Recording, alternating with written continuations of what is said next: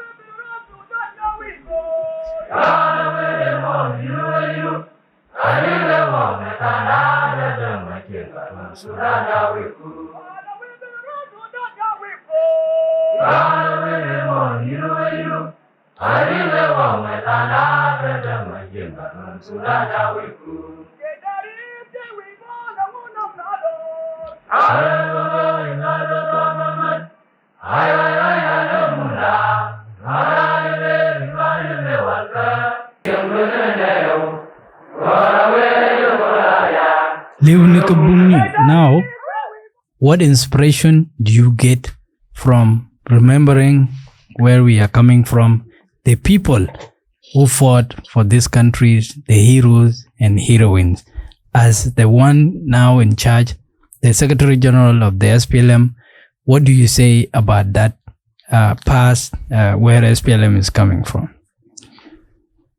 You know, those revolutionary songs are very emotional when you listen to them. And it reminds you of the struggle. Some of those people that you hear singing here, they are not there. But their voice will remain here forever. That message is very strong. It's saying that the struggle must continue even if only two people remain. Now, how many people have remained from those who founded the SPLM in 1983? There's only one, and that is Comrade Salva. The original five. The original five. The only sixth one was the man who received us in Ethiopia in 1983, who was the governor of Gambela State. It's called Tawaspal. This is the second person who is still alive. These are the only two.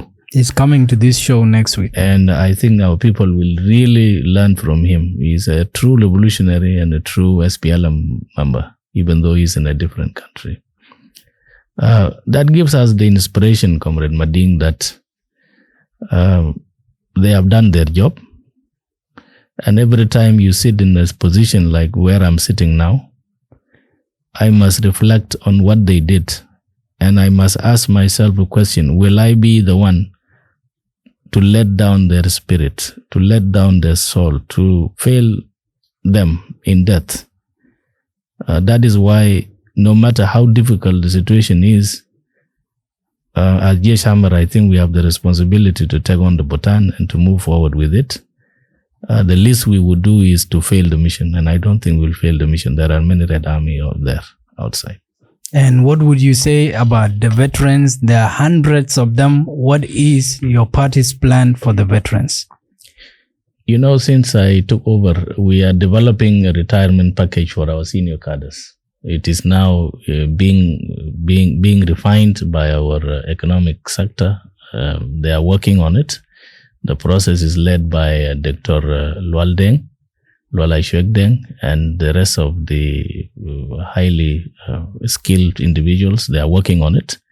We think and I believe that the SPLM must honor the liberators of this country. It is good you have this long list here in front of us, comrade. This list, we are going to use it. Even if we give whatever is small we have, we must say thank you to those who participated in the liberation. Even if they might have passed on, their children are there. They must be honored, even if it is not much, but at least they should know that the SPLM has not forgotten them. It was wrong for us to have started without first honoring their commitment for 21 years. Can South Sudan be fixed? Will South Sudan be fixed? It definitely will be, and it will be the best. Because I believe that we have learned from war now. We know what war can bring, and we don't want to go back to it. And for that reason, we want this negative image that has been imposed on us by our own comrades. We want to clean it by making South Sudan the best center in East Africa. I believe in the next 10 years, we are going to be the destination like Dubai. That's what I believe. The elections are coming. What are you telling the people? What should they know? What is in it for them? What is in it for them is that the next decade of SPLM will be a decade of development. We are going to tackle agricultural sector. We are going to invest in agriculture.